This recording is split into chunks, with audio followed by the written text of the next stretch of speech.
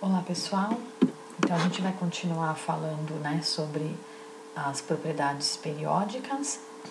Nesse vídeo a gente vai falar sobre uma propriedade bastante importante e que depende, para a gente entendê-la na verdade, a gente precisa ter muito claro o conceito de raio atômico e de carga nuclear efetiva, e essa propriedade ela é chamada de energia de ionização, que é a energia necessária para remover, para retirar um elétron ou de um átomo ou de um íon na fase gasosa no estado fundamental. Na fase gasosa, porque na fase gasosa as partículas elas estão distantes, elas quase não têm atração entre si, então é mais fácil da gente analisar um fato isolado, que seria a retirada de um elétron. E para isso vou apresentar um exemplo aqui. A gente tem o magnésio, essa é a configuração eletrônica dele, na sua forma neutra, ele tem 2 elétrons na camada de valência. A gente já conversou lá atrás que quando um átomo perde elétron, ele perde primeiro os elétrons da camada de valência, que são os elétrons que estão mais distantes do núcleo e, portanto, eles têm uma blindagem maior e sofrem uma atração menor pelo núcleo, A carga nuclear efetiva que eles sentem é menor do que os elétrons mais internos. Então, aqui a gente vai mostrar o primeiro elétron que saiu. Então, a gente tem o magnésio neutro, sem carga nenhuma. Ao perder um elétron, essa setinha representa o que ele vai se transformar, Ele fica com uma carga positiva porque ele perdeu um elétron. Para retirar esse elétron, são necessários 738 kJ, que é uma unidade de energia que vocês vão ver mais para frente. Mas o magnésio ele tem 2 elétrons na camada de valência, então é possível remover os 2. Só para ilustrar, olha só o que aconteceria. Agora, para retirar o segundo elétron, esse segundo elétron ele não vai sair do magnésio neutro. O magnésio já perdeu um elétron. Esse segundo elétron vai sair do magnésio positivo, que ele já perdeu um elétron. Então, sai um segundo elétron, ele fica com 2 cargas positivas e o elétron que saiu está aqui. Percebam, para remover o primeiro elétron, foram necessários 738 kJ. Para remover o segundo elétron, é necessário uma energia ainda maior, quase o dobro. Isso porque o elétron sai, a blindagem diminui, porque saiu um elétron, a carga nuclear efetiva é maior, a atração que o núcleo exerce sobre os elétrons acaba sendo maior e vai ficando cada vez mais difícil de retirar elétron. Agora, observem o que aconteceria caso a gente tirasse esses 2 elétrons, que foi o que a gente representou aqui, e tentasse tirar um dos elétrons da camada 2, que é uma camada mais interna. A energia aumentaria muito, umas 4 vezes, um pouquinho mais. Então, observem, quando a gente tem um salto muito grande de energia, significa que a gente está partindo para camadas mais internas e tentando tirar elétrons de camadas mais internas. Aqui, da primeira para a segunda, aumentou, mas não é um aumento tão significativo quanto da segunda para a terceira. Isso porque aqui a gente já está atingindo elétrons mais internos. Então, aqui tem uma tabela que ilustra justamente isso. O sódio ele tem um elétron na camada de valência. Para removê-lo, a gente precisaria dessa energia.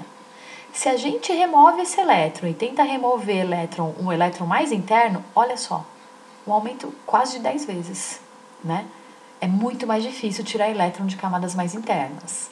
O magnésio está aqui, olha o alumínio. O alumínio, para remover o primeiro elétron, essa quantidade de energia é necessária. Para remover o segundo, essa quantidade de energia. Para remover o terceiro, é essa. Perceba, está aumentando? Tá, mas não é nada tão absurdo. Agora, olha do terceiro elétron para o quarto. Aumenta muito.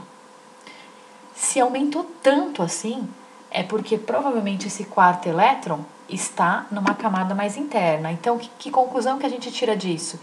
Que o alumínio, provavelmente, de acordo com o que a gente está vendo aqui, ele tem 3 elétrons na camada de valência. Porque para retirar os 3, houve um aumento de um para o outro, mas nada tão significativo quanto do terceiro para o quarto. Silício, aqui quase o dobro, aqui quase o dobro, aqui aumenta mais um pouquinho. Agora, olha do quarto elétron para o quinto, aumenta umas 4 vezes, um pouquinho menos. É um aumento muito grande em relação aos outros. Então, a gente conclui que o silício tem 4 elétrons na camada de valência. Tudo bem? Então, vamos lá. É importante a gente ter isso bem claro, né? É mais fácil remover, sempre mais fácil remover o elétron mais externo, porque a carga nuclear efetiva dele é menor, a que ele sente é menor, então é mais fácil retirar. E aí, isso que eu acabei de falar tá aqui, né? A energia de ionização, ela vai diminuindo conforme aumenta o raio, porque se aumentou o raio, diminui a atração que o núcleo exerce sobre esses elétrons lá de onde a gente está tentando tirar, né? Então é mais fácil removê-los. Isso significa que em um mesmo grupo ou família, a energia de ionização ela diminui de cima para baixo, porque de cima para baixo vai aumentando o raio na tabela periódica e, portanto, vai ficando mais fácil retirar elétron. E aí, as setinhas, né, da energia de ionização, elas vão em sentidos contrários aos dos raios, né? Então, o raio atômico ele crescia da direita para a esquerda, a energia de ionização cresce no sentido contrário, porque quanto menor o raio, mais difícil é de retirar o elétron e, portanto, maior a energia que a gente tem que aplicar. A mesma coisa aqui, o raio atômico ele cresce de cima para baixo, então a energia de ionização cresce de baixo para cima, porque vai ficando mais difícil retirar porque o núcleo está diminuindo. Tem 2 exceções na tabela periódica dos elementos representativos, né? A gente tem várias exceções, na verdade, mas quando a gente faz essa análise de tendência na tabela periódica, a gente olha para os elementos representativos que têm um comportamento mais regular. E se a gente olhar para os elementos representativos, então olha aqui, ó, vamos olhar para o segundo período, por exemplo, né? O lítio está na família 1, para retirar o primeiro elétron a gente precisa de 520 de energia, quilojoules, né? O berílio, ele está na família 2 no segundo período, mesmo período do lítio. Aumenta a energia, é mais difícil, porque o raio dele é menor, então é mais difícil de retirar. Aí, vocês podem me perguntar, poxa, mas o boro, que está na família 13, tem o raio menor que o berílio. Por que a energia para retirar o primeiro elétron dele é menor? Porque o boro, ele termina, tá aqui a explicação, ó. Ele termina a distribuição eletrônica em S2P1. Se a gente analisar esse gráfico aqui, que mostra a densidade de probabilidade de encontrar um elétron, os elétrons que estão no subnível 2s, a gente tem uma probabilidade maior, máxima, de encontrá-lo numa região próxima do núcleo. O 2p, a probabilidade de encontrá-lo no núcleo é 0. A gente não encontra elétron do subnível P próximo do núcleo. O que significa que os elétrons do subnível 2s, por estarem mais próximos do núcleo, eles sofrem uma atração maior. Então é difícil de retirar qualquer um desses elétrons, mais difícil do que retirar esse daqui. Então, como ele sai mais fácil, a energia para retirá-lo é menor. E é essa a explicação para essa exceção da família 13. A energia para tirar o elétron aqui do boro deveria ser maior do que a do berílio, porque ele tem um raio menor, mas não é menor, a energia de ionização dele não é maior por causa disso, porque é mais fácil retirar o primeiro elétron 2p do que tirar um desses elétrons 2s. A segunda exceção que a gente tem aqui entre os elementos representativos, né, é da família dos calcogênios, a família 16, que o raio atômico, por exemplo, estamos olhando para o segundo período, todos eles, né? O raio atômico do oxigênio é menor do que do nitrogênio, por exemplo, que estão no mesmo período. O que significa que para retirar o primeiro elétron dele, deveria ser mais difícil. No entanto, a gente observa que a energia de ionização dele, a primeira energia de ionização, é menor do que no nitrogênio.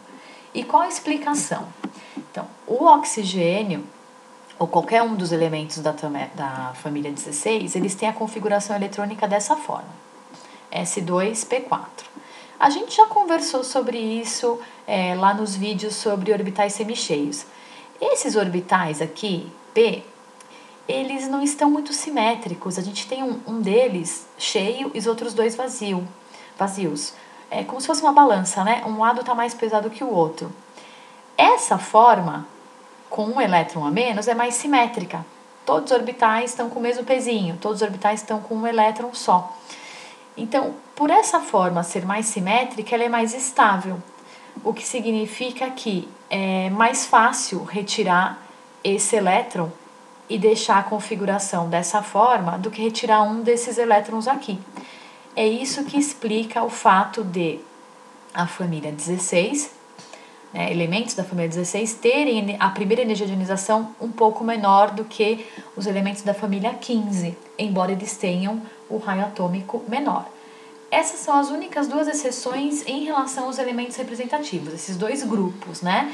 E é importante vocês terem essa explicação, porque vocês poderiam ficar com essa dúvida caso vissem essa figura.